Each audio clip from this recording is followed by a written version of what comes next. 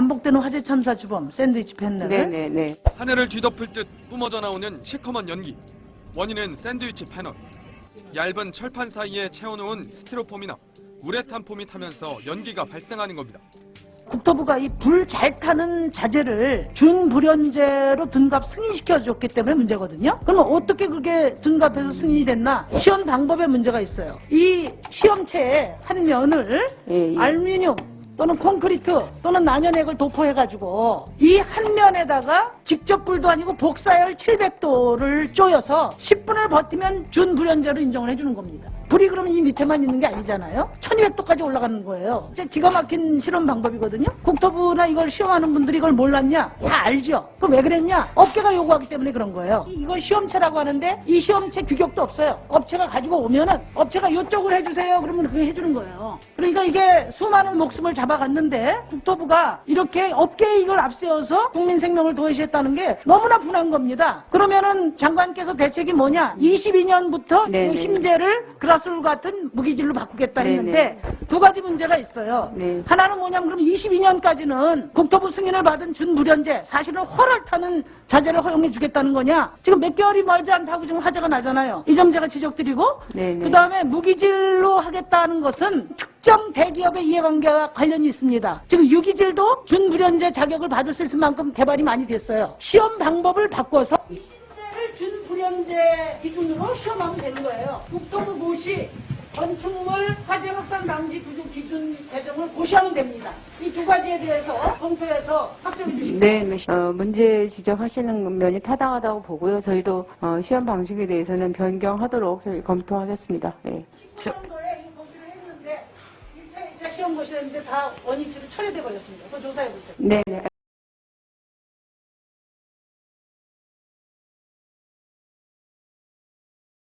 연이은 물류창고 화재로 사상자가 발생하는 가운데 소방관 출신인 더불어민주당 오영환 의원은 우레탄 폼과 샌드위치 패널 등 가연성 건축 자재의 사용을 금지하는 법안을 조속히 심사하자고 촉구했습니다.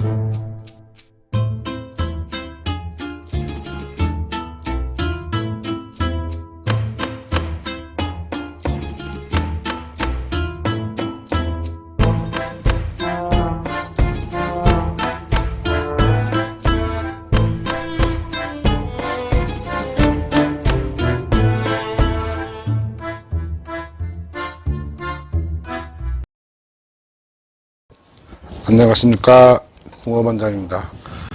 최근에 국회 본회의를 통과한 개정 건축법 때문에 여러 가지 말들이 많습니다.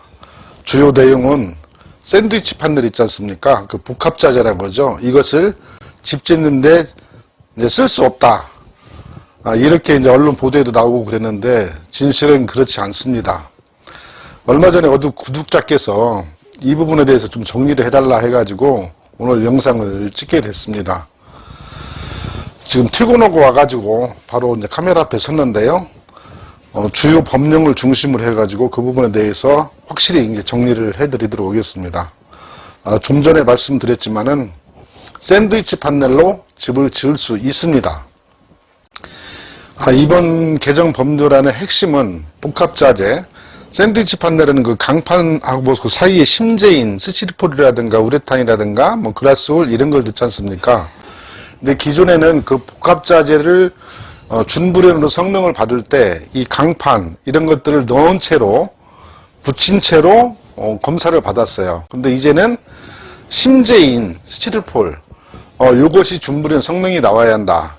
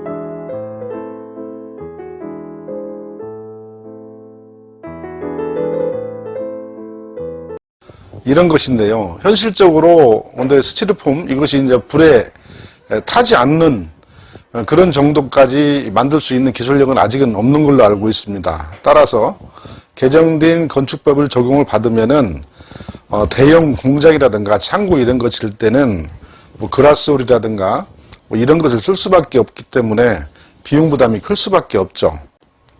그런데 그 법안 내용을 자세히 이렇게 뜯어다 보면은 일반 주택은 해당 사항이 없습니다.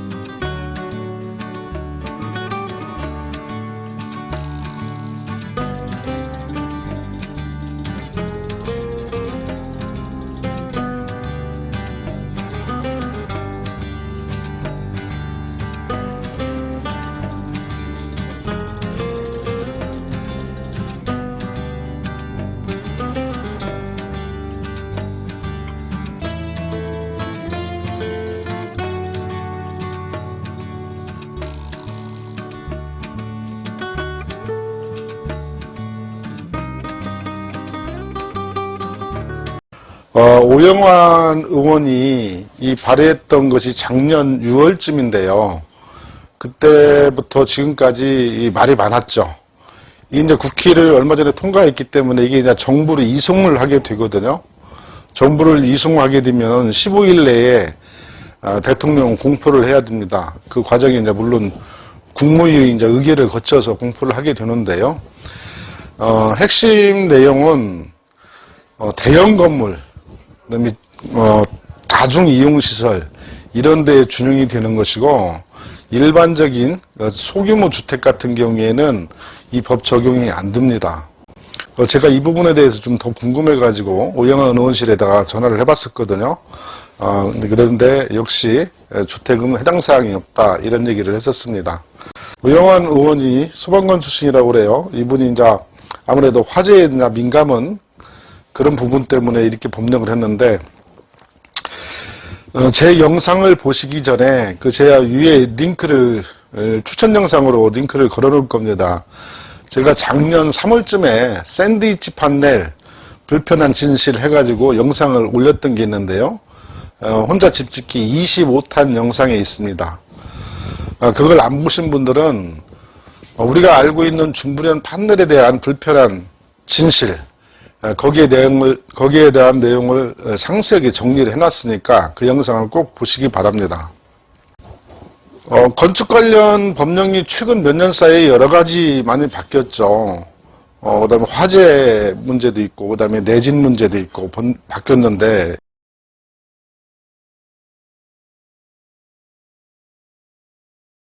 이 바뀌면서 가장 큰 문제점은 소비자들의 이제 비용 부담이 증가한다는 겁니다.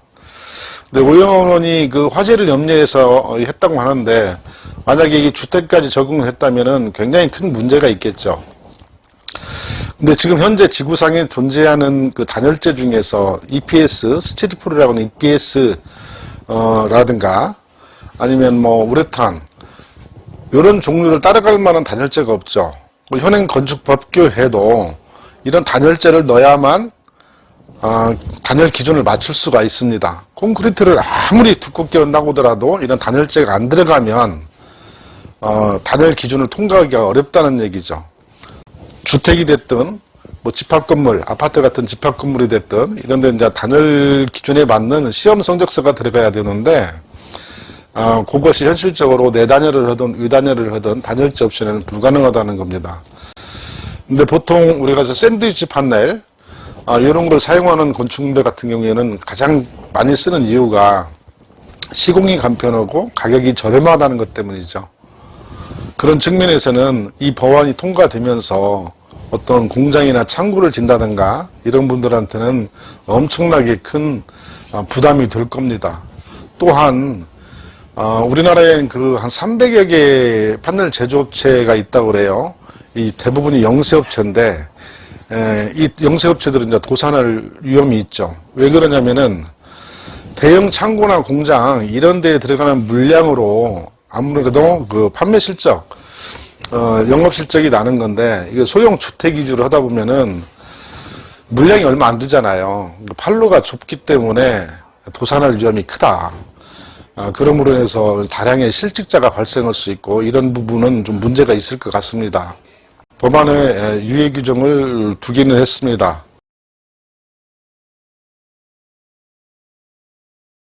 1년 사이에 그 영세 업체들이 뭐 생산 설비를 바꿔가지고 그라스홀로 한다든가 이런 건 좀 무리가 있을 것 같고, 거기에 대한 비용 부담도 만만치 않을 것 같습니다. 만약에 정부가 이 부분에 대해서 고민을 하고 있다면은, 요즘 코로나로 건축 경기도 어렵잖아요. 거기다 대고 이렇게 건축법까지 바뀌어버리면 기존의 샌드위치 판넬, 또 심재 생산 업체들이 굉장히 큰 타격을 받을 겁니다. 정부가 이 법안이 통과돼가지고 시행하기 전까지 그 업체들에서 지원책도 마련이 돼야 할 것 같아요. 앞서 말씀드렸듯이 이제 이 건축법이 개정된 그 배경이 화재라고 했잖아요. 이 화재 사고로 얼마나 귀중한 그 생명들이 목숨을 잃었습니까? 안전 불감증 이유도 있지만 재료의 한계도 있다는 거죠. 이것은 방향은 맞는데 단기적으로 가다 보니까 여러 문제점도 안고 있다, 이런 말씀을 드립니다. 우리나라 사람들의 보통의 그 주거 형태가 아파트가 지금 한 50-60% 정도 되고 40% 정도가 주택에 살고 있는 걸로 알고 있는데요. 화재 비율로 보면 단독주택이 높기는 합니다. 그 이유는 뭔고니, 단독주택에 화재가 나는 것은요, 뭐 샌드위치를 판넬을 쓴다거나 이래서 그러는 것이 아니라, 화재로 목숨을 잃는 가장 큰 이유는 집이 단열이 안 되기 때문에 화재에 취약한 겁니다. 왜 그러냐면은요,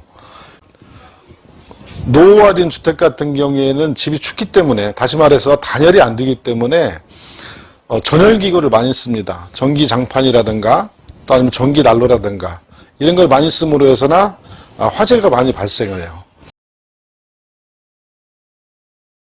역설적으로 가장 좋은 단열재인 EPS 단열재라든가 우레탄이라든가 이런 것들이 단열 기준만 충족한다고 하면은 단독주택은 오히려 화재로부터 안전하다는 얘기죠. 지금은 또 임의로 할 수 있는 것도 아니고 법적으로 단열 기준이 정해져 있지 않습니까?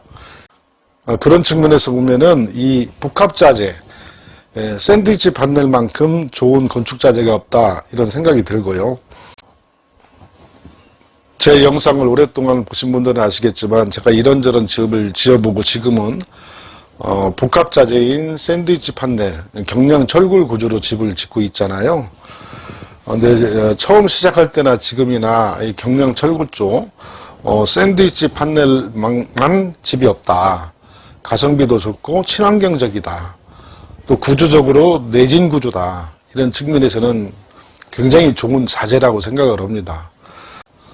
친환경이라고 할 때는 저는 두 가지 측면에서 봐야 된다고 생각을 합니다. 하나는 건강에 몸에 이로운 것이 아니라 해롭지 않은 거, 해롭지 않은 그런 자재해야 되고요. 두 번째는 탄소 배출을 최소화할 수 있는 거. 난방을 하면서 뭐 기름을 뗀다든가 뭐 이런 거 하면서 연수를 하잖아요. 그러면서 탄소가 발생해서 지구 온난화의 주범이 되고 환경 오염의 주범이 되고, 그래서 결론적으로 말씀드리면은 이 단열이 잘 된 집은 친환경 주택이다. 그리고 샌드위치 판넬은 최소한 현재까지는 인체에 해롭다는 그런 것은 어디서 보지를 못했습니다. 화재에 대한 염려들이 많은데요. 화재 발생의 비율로 보면은 아파트하고 단독주택하고 아파트보다는 단독주택이 훨씬 많아요. 그것이 재차 말씀드리지만은 단열이 안 되기 때문에 전기난방을 한다든가 아니면 오일류, 뭐 석유 난로라든가 이런 것을 이렇게 떼기 때문에 그런 것이지 결코 샌드위치 판넬 때문에 주택에 화재가 난다, 이렇게 볼 수는 없는 것이고요. 이런 측면도 한번 살펴봐야 할 것 같아요. 화재가 발생했을 경우에 그 집합 건물을 아파트하고 단독주택이고 어디가 더 안전할까? 저는 단독주택이 더 안전하다고 봅니다. 왜 그러냐면은 단독주택 같은 경우에는 대피로가 문만 열면 대피할 수 있는 그런 공간이잖아요. 반면에 집합건물, 대형 아파트 같은 경우에는 엘리베이터를 이용한다든가 좁은 계단을 이용한다든가 그래서 더 오히려 화재로 인한 인명사고 같은 것이 더 클 수도 있죠. 실제로 그런 사례들이 많이 있지 않습니까? 아무튼 용도와 건축 면적에 따라서 이번 법안은 달리 적용한다. 따라서 샌드위치 판넬로 집은 지을 수 있다. 근데 문제는 수많은 업체들이 도산을 하게 되면은 소규모 단독주택을 고객으로 하는 업체들이 과연 몇 개나 살아남을 수 있을까? 이게 염려됩니다. 결국에는 법적으로는 단독주택 건축도 샌드위치 판넬로 허용은 되지만 실질적으로 구매할 수 있는 그런 구입처는 거의 없을 것이다. 개정 건축법이 이제 공포가 돼가지고 실행이 된다고 보면은 아마 시장에서 그라스 올 정도가 그 기준에 적합하다는 얘기를 들었습니다. 그 다음에 아무래도 이제 비용 부담이 클 것이고요. 공장이라다 창고 같은 경우에는 그보다 더 좋은 자재가 없는데, 좀 여러 가지로 염려되는 부분이 없지 않아 있습니다. 제가 영상에서 이런저런, 법령을 이렇게 보면서 설명을 드렸는데요. 정리해서 이제 말씀드리면은, 단독주택은 샌드위치 판넬로 집을 지을 수 있다. 그리고 준도는제를 쓰지 않아도 된다. 그런데 가능하면 쓰는 게 좋겠죠. 그리고 공장이라도 창고 같은 큰 건물 같은 경우에도 법령에 유예기간이 있기 때문에 그 시행 전에 건축 허가를 받게 되면은 큰 문제가 없다. 이런 말씀을 드립니다. 주택 같은 경우에는 건축 허가 이후에 2년 내에 착공을 해야 되잖아요. 착공 신고를 해야 되는데 물론 준공기한은 없습니다. 사용 승인이라고 하는데요. 그리고 2년 내에 해야 되는데 1차에 한해서 1년에 한해서 연장은 할 수 있어요. 이게 최장 3년 내에는 착공을 해야 되죠. 이제 공장이나 창고 같은데 그것도 이제 소규모는 해당이 없고 이제 큰 대형 공장 창고 같은 경우에는 이제 복합 품질 관리사라고 해가지고 품질 관리를 더 이제 엄격하게 할 겁니다.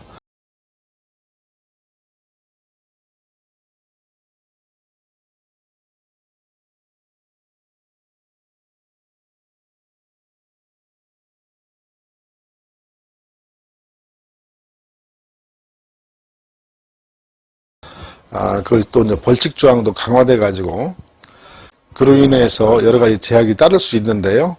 아무튼 오영환 의원이 발의한 취지는 참 공감을 합니다. 그러나 여러 가지 방금 말씀드린 그런 문제점들을 좀 보완했으면 좋겠고요.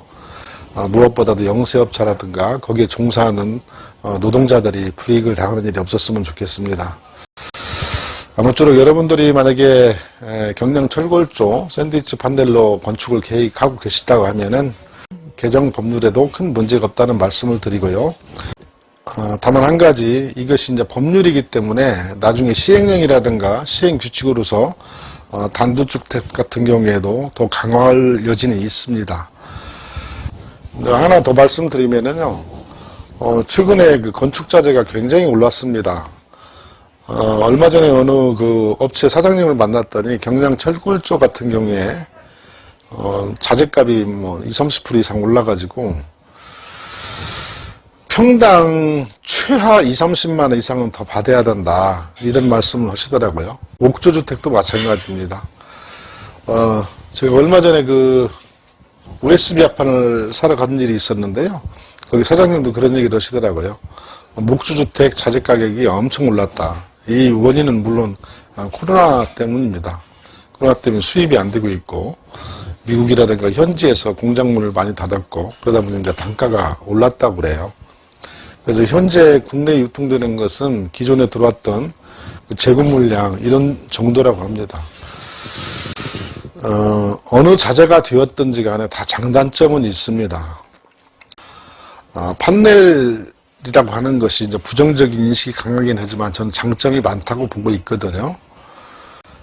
어떤 분들은 그 판넬이 주택이냐 집이냐 창고지 이렇게 말씀하시는 분들도 있는데 아무쪼록 여러분들이 여러 가지 형편을 고려해 가지고 주택 신축 계획이 있다면 좋은 집 짓기 성공하시기 바라겠습니다.